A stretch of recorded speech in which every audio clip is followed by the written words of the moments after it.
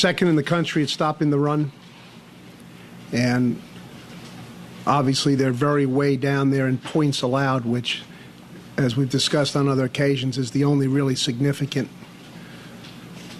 statistic. And that is impressive in that they've played against two teams who obviously have scoring power.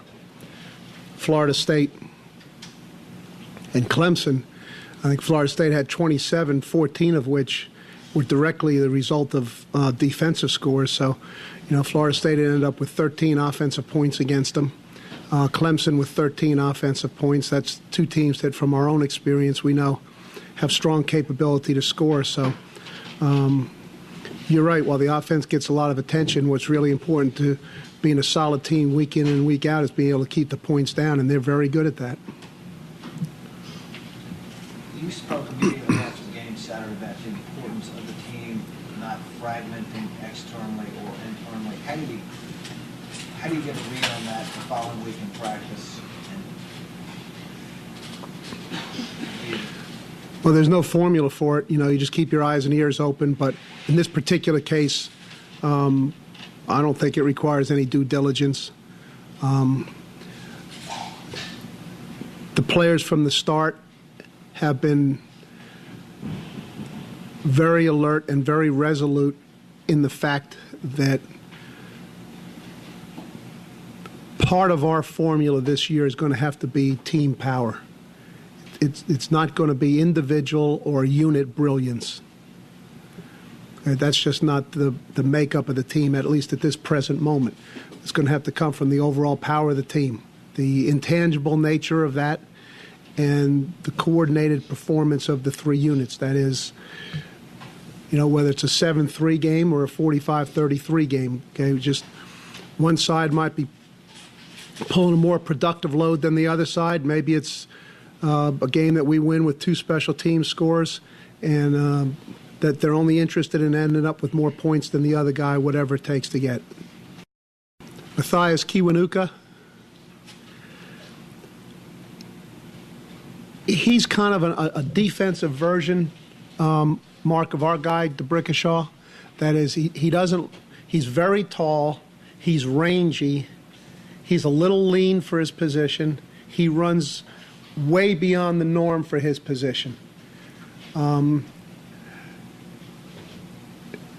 They really do. I'm sure if they were standing next to each other, that they would look quite similar. He's in that, whatever his number is, he's in that real tall range. I saw him one time. He's lean. He can lean. He can really run. Just as, say, for example, when the NFL scouts come in and we talk about DeBrickashaw, I say to them, well, here's an indication of his skills. With the limited roster in the NFL, 45 guys at the game, the tight end issue, how many are you going to carry just to have enough on the goal line is an issue. So it's easy to say to them, look, if DeBrickashaw is on your team, you could easily put another guy in an offensive tackle on the goal line and he could play tight end for you. Well, I think that would be the case with this player, okay, that he can be a defensive end, but he could play tight end on the goal line. He'd have it at that size, he'd have enough size to block on the edge on the goal line, but he'd be able to run so that they could throw him, play action and whatnot. He's really quick off the edge. He's a terrific individual pass rusher, but because of his speed, they also run a lot of games with him. Where they'll loop him and bring him, which is at his speed is difficult to deal with. But he's an impressive player. Here's the way we've tried to, and we're dealing with Ahmad's situation. If I'll draw a parallel, since we're going to Boston, to Kurt Schilling. Okay, here's a player who was obviously an outstanding player last year, who missed all of training camp because of his off-season surgery. And when he was certified as medically ready to go, they sent him down to Pawtucket for 2 weeks. Now that he was ready to try to get his game in shape. Well, we don't have Pawtucket, but that's what would really be. There's a lot of catching up here to do with Ahmad's game, the things that he hasn't done since August the 5th to improve and polish his game. So we were solving a need as well as trying to get him some action or, get them a little time there at Pawtucket. That's a little bit less when you're on one side of the ball. I'm not trying to get your read. There's a few less intricate reads outside than there are inside. And so the combination, had we not had the need outside, we certainly wouldn't have done that, Ed, to say, okay, let's put them outside to get them ready. But it just seemed the way to get them some game action, which is going to be necessary, as well as to take care of a particular circumstance. Yeah, I think so. We hope so, certainly, Jeff. This Boston College line that we looked at, one of the things I noted was most of them, with all the size that they have and so forth, and the efficiency right now. I mean, they're a good-looking line, not just physically. They're very good technique-wise. They execute well. They're really in sync. You can see what they're trying to get, what they're being told to do. I mean, there's real evidence of coaching and development with them.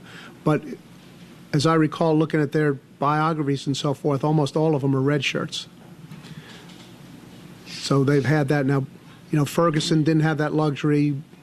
Butler didn't have that luxury. Monroe and Albert don't have that luxury. And there are certain things that we were able to establish that we could do last year. Now, because of a different set of circumstances, we're having to kind of reestablish our ability to do those things. Well, there were certainly some matchup issues that we were dealing with, and then there were some scheme issues at the same time. So we were trying to apply a number of different solutions at the same time. Where there were scheme solutions, matchup solutions. Now, with a little more veteran players, the last couple of times we played against a similar type of scheme, we didn't really have much trouble with it. But we were playing against different players with different players, so those are the things that we're dealing with there. I'm sure that some of those issues might come up, and so we just try to make sure we have better solutions next time. Well, I think that's the track record shows that's going to be the case. Whether it's the University of Virginia or the University of Argentina that they're playing. I mean, that's the way they're going to play. It's the way they played everybody last year. It's the way they've played everybody this year. It's a dedicated downhill running game. It's unusual that balls go to the outside. You can see the backs are coached to keep the ball inside, get upfield. One of the things that's pretty eye-catching, that for the number of carries that their two tailbacks have had this year, in 5 games, they've only had 13 yards in losses, okay, which tells you that whether the ball is gaining any yards or not, it's getting right back up to the line of scrimmage in a hurry. So it's either going to be 0 or plus, but it's not going to be minus. And, of course, the only way you can get up to the line of scrimmage in a real hurry is to stay inside the tackles and go downhill with it. Who else did show last night other than I mean, there's a large number, Darryl, but, when we get into those guys, then it just sounds like we're setting the scene for not doing well. And we expect to do well. We expect most of those players to play well. And, when a player comes into one thing that's critical here is when a player comes into the program, we don't bring him in without having high expectations for way he's able to perform. And those expectations rise when the player goes in the game. And we believe in the player, and we trust in the players that we put in the game. And the other side of it is, I think that when you start talking about how badly you miss certain guys that you had in the game, then you're doing a disservice to those kids who are out there battling hard for you, as if what they're giving you isn't enough. And we appreciate what those guys who are out there fighting for us give us. Wally's got a very good perspective on life, Jeff. Those of you who've spoken with him certainly are aware of that. But this is very important to him, and I think he's dealt with those things in the past. It's given him perspective, but that's the past. This is the present. He's got a lot invested in the future, in the present and the future. He's put a lot into getting ready for the season, and I feel for him. I mean, he's been I've said this in response to questions about Wally way back last spring, that I want to clarify when I say that Wally's really stepped it up for the season is not to imply that he wasn't with it before, because he was one of the most diligent players on the team for 3 years, but he took it to another level this year. So I feel for him in his circumstances. You know, at the best, what he's looking at the best set of circumstances, is a half a season, basically. You know, but that's life. That's the way things go. You know, we all suffer setbacks and disappointments, and whether your team falls behind at the half or your season doesn't get started till the half. That's just the way it goes. Right around the same time frame, Mark, when I was starting at Wake Forest, is when Coach Welsh and his staff came to Virginia.